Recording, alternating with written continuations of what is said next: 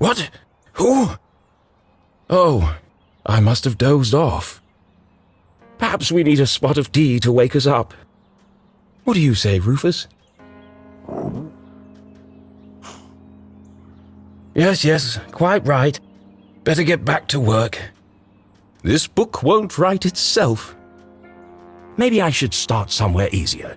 I'll come back to the prologue later. The sun rose over another perfect day in picturesque Arthurton.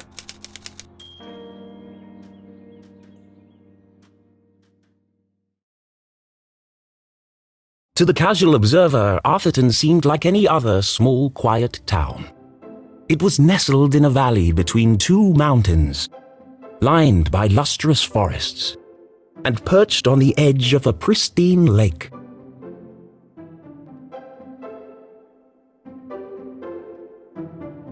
It had a main street with all the essentials, including a place to sip coffee.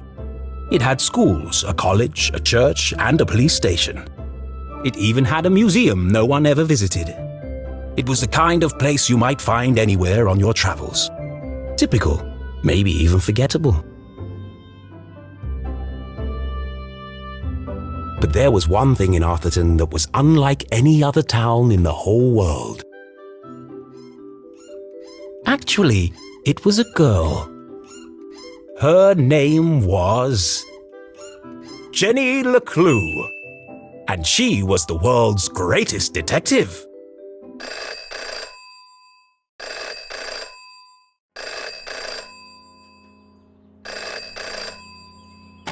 Finkelstein residence. Oh, hello, Glenda. Yes, he said he might ring. Okay, patch me through then.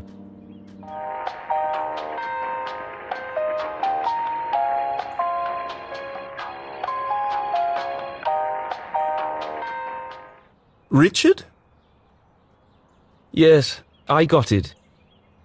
I did, and my answer is no. I understand that, but...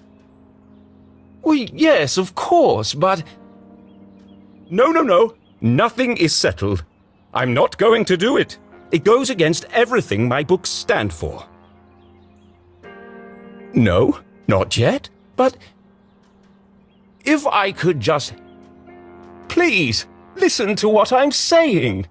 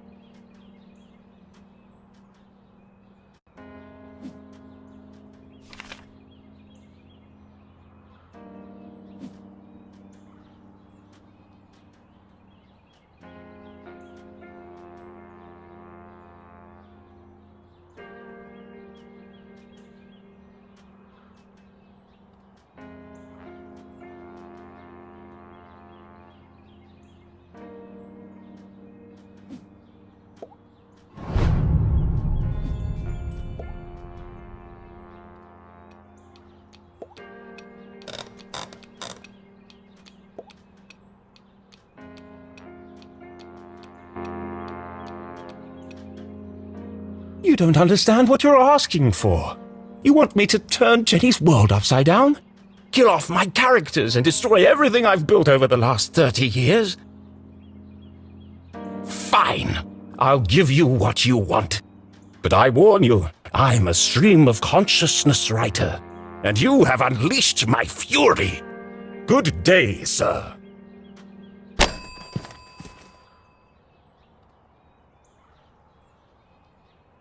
Boring? Predictable? Pah!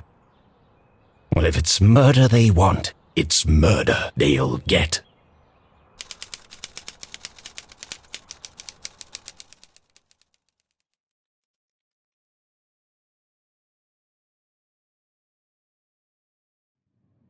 It should have been another perfect day in Arthurton.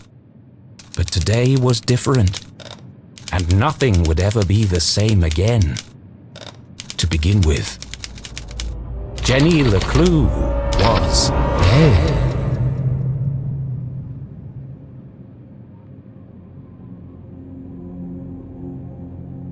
Her skin was pale, her eyes glassy and frozen. What cruel fate had befallen our beloved detective?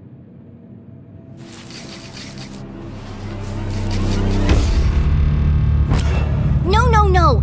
Never move the victim! Mrs. LeClue, she's doing it again. Jenny LeClue, you are a dead body. Dead bodies don't talk.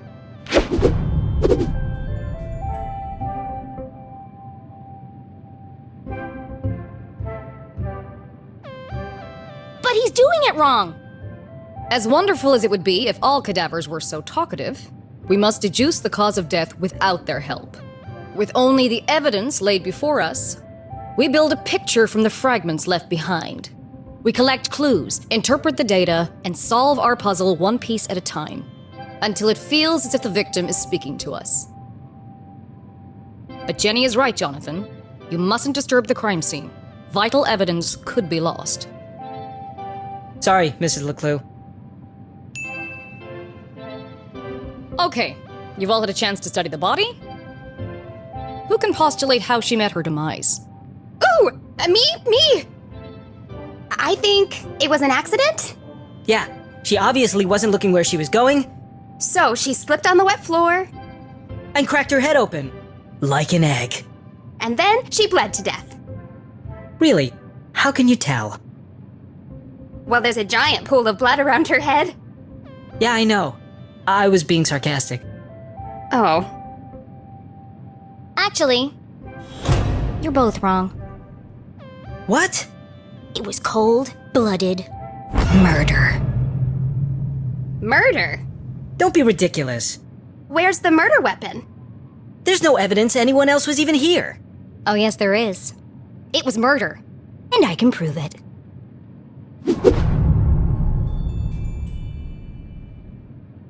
Jenny had read all the books. She'd absorbed all her mother's teachings.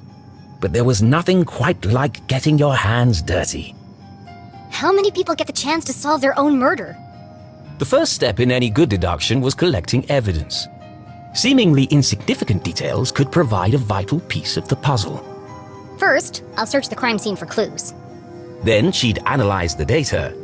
And finally, Deduce the real cause of death.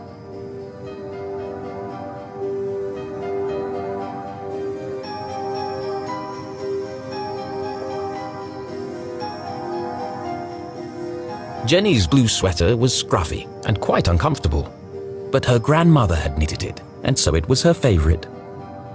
The more it itched, the closer she felt to her.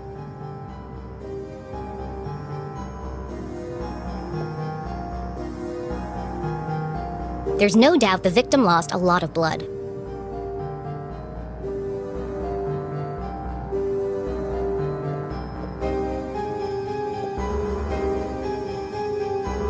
The victim has a green smudge on her lips. It's not lipstick.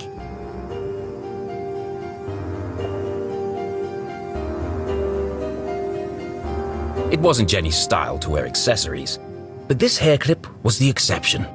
Its function as a lockpick had saved Jenny from a long night trapped in her school locker. She'd worn it ever since.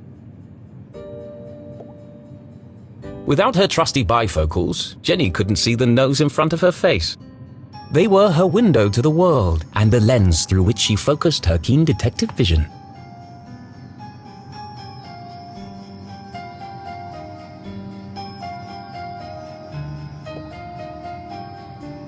What a waste of perfectly good coffee. Jenny's love for coffee was almost as strong as her passion for crime solving. Chalky green residue on the rim. Smells like burnt matches.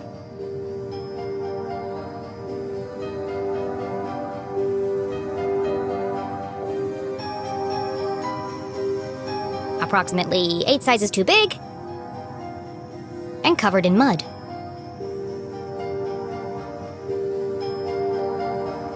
The floor is wet and slippery, but also immaculately clean. I've seen enough. Time to wrap this case up.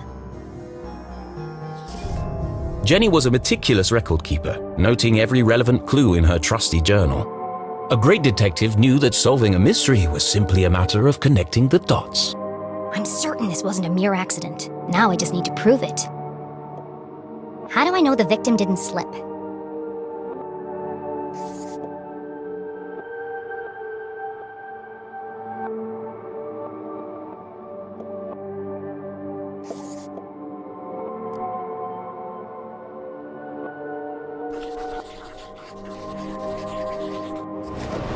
No, that's not it. I'm missing something.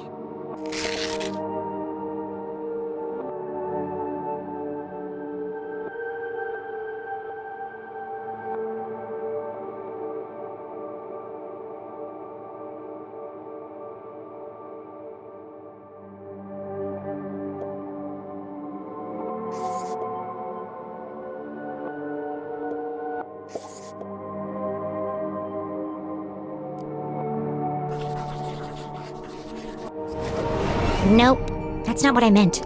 Let me try that again.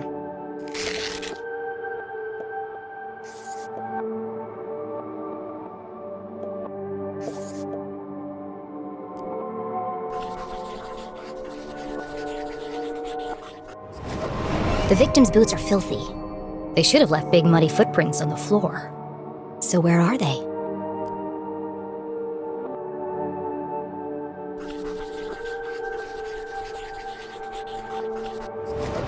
Either someone washed away her footprints, or she was carried here.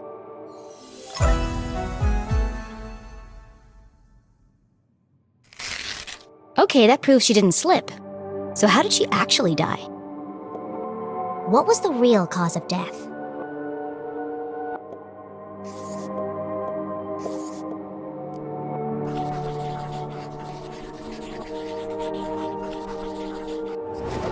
There's a green residue in the bottom of the victim's coffee cup. It smells of burnt matches. Phosphorus. Also found in common garden fertilizer.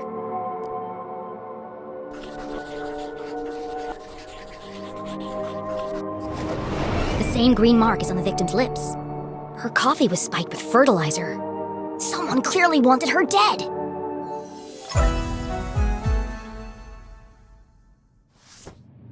Ah, the case of the dead lab assistant. Gone before her time. Was it poison? Yes. A blow to the head? Yes. An accident? Certainly not. No footprints in an unshattered mug? She was killed somewhere else and carried here. This is the story of a scorned ex-lover. Jenny? The gardener enacting his revenge. Jenny! A deadly brew of fertilizer and caffeine coursing through the veins. That's quite enough, thank you. What happens to the gardener? Is this gonna be on the test? Remember, class, even the smartest criminals make mistakes. This is how we catch a killer. But what's the point of all this? Yeah, there hasn't been a murder in Arthurton in years. Every town has a dark side, even Arthurton. By doubting, we are led to question. And by questioning, we arrive at the truth. Okay, that's all for today. Don't forget, next class is our field trip to the morgue. So have a light lunch.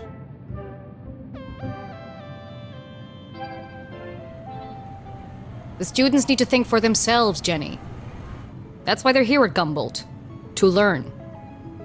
I just figured we all had places to go. Speaking of which, And where are you off to, young lady? I'm a dead body mom, remember? Dead bodies don't tell. See ya! Wait, before you go, I have something for you. Cool! What is it? If I told you, that would spoil the fun, wouldn't it? The LeClues didn't simply hand each other presents. They hid them. It was a family tradition, and Jenny had developed a sixth sense for finding them. With her trusty magnifying glass at her side, nothing eluded her.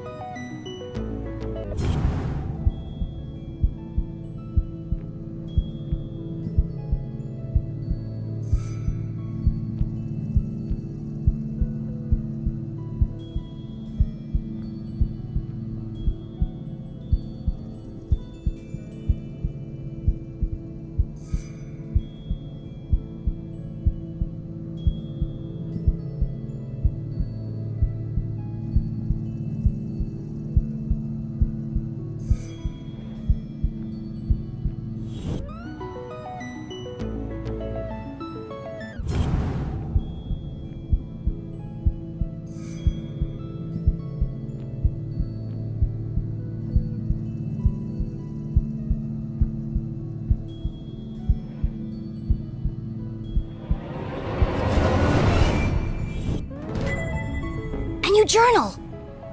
To Jenny, there was nothing better than the aroma of a fresh leather notebook. It smelled like mystery. Without missing a beat, she did what any detective worth their salt would do. She decorated it.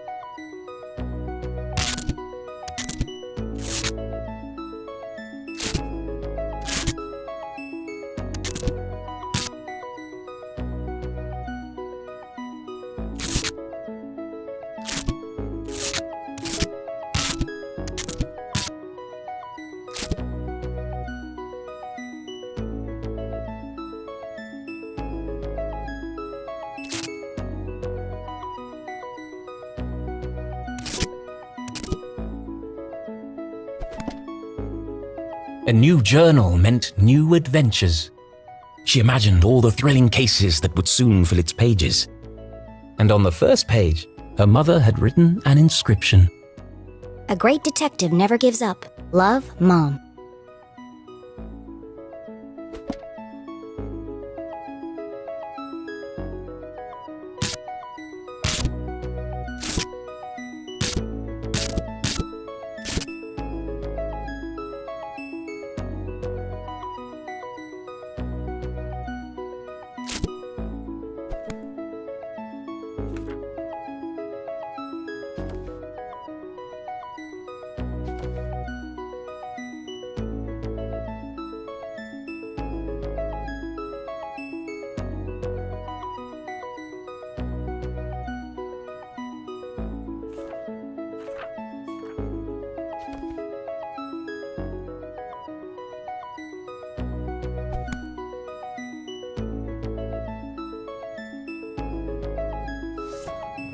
I love it. Thanks, Mom.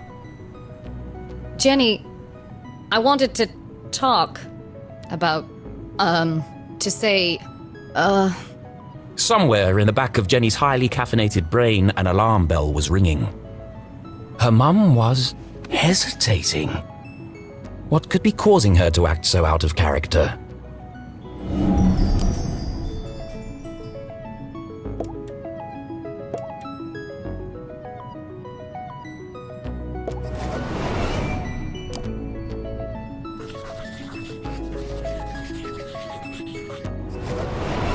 Crossed arms. Furrowed brow. Jenny saw it coming from a mile away. Her mother was about to get Emotional. I've really gotta go. no, Jenny, wait. I need your help. What? Really? Jenny couldn't believe her ears. It was extremely unusual for her mother to ask for help. It must be something very important. Tracing the steps of a deranged killer? A cold case that only someone with Jenny's expertise could solve? I've misplaced the students' essays on decapitation. See if you can find them for me before you leave. I have to run. Wow, the case of the misplaced papers. Are you sure you want to trust me with such a complex task? I have no doubt you'll be able to find them. They're around here somewhere. Jenny was unsure if her mother was unable to detect sarcasm or just really good at ignoring it.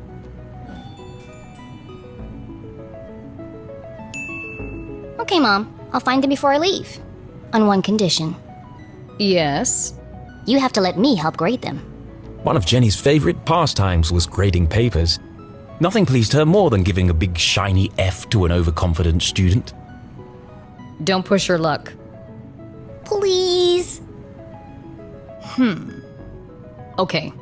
Yes. Find the papers and go straight home. But I'm meeting Keith tonight. No buts, remember? Oh, I'm sorry. Maybe I'm still feeling the effects of being poisoned for your class. Well then, I have the perfect antidote. You're staying with your cousin this weekend, and you still need to pack. This again? Look, I've considered your offer, Mom, and I'm going to have to decline. I'm old enough to take care of myself. I'll be back late tonight. There's meatloaf in the fridge.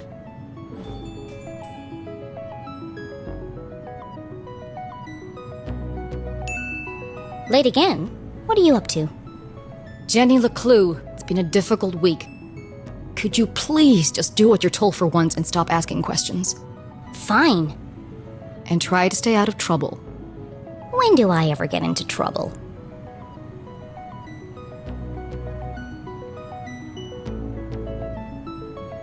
All right, let's find these papers and get out of here.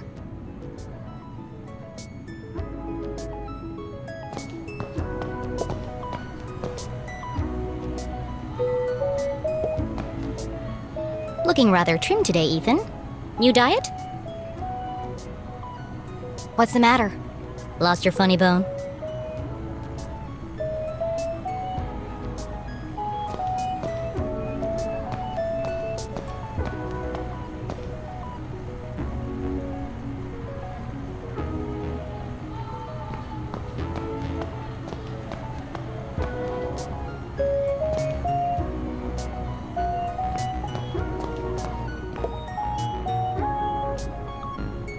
Becoming a great detective took more than book smarts.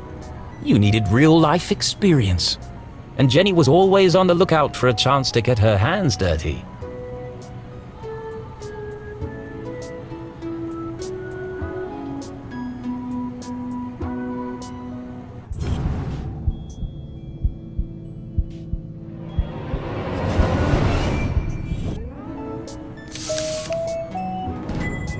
It's one of the students' term papers. You can tell by the terrible handwriting and erroneous conclusions. Mom must have put them behind the chalkboard.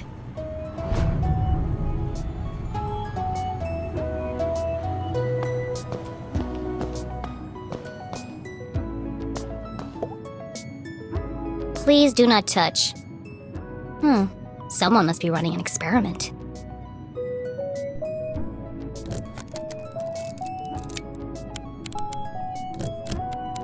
Gross.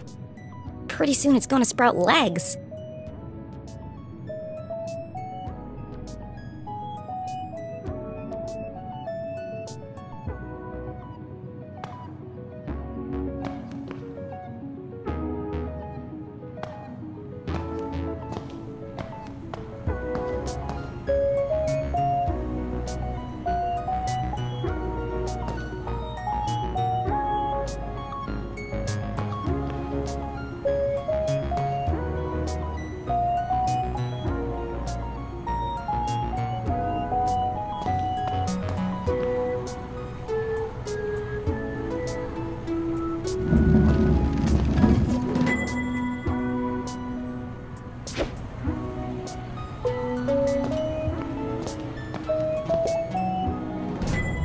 Found you. Time to get out of here.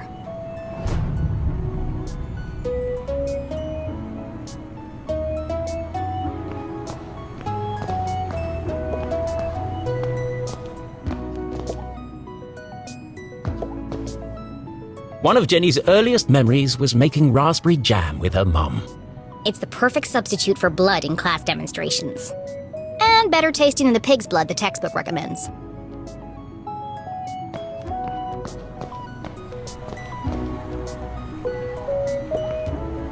Jenny looked around the room one last time. Was she ready to leave?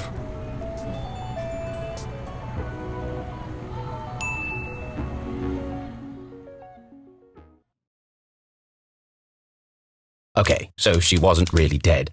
That would be silly. No, Jenny was alive and well and ready for another perfect day in Arthurton.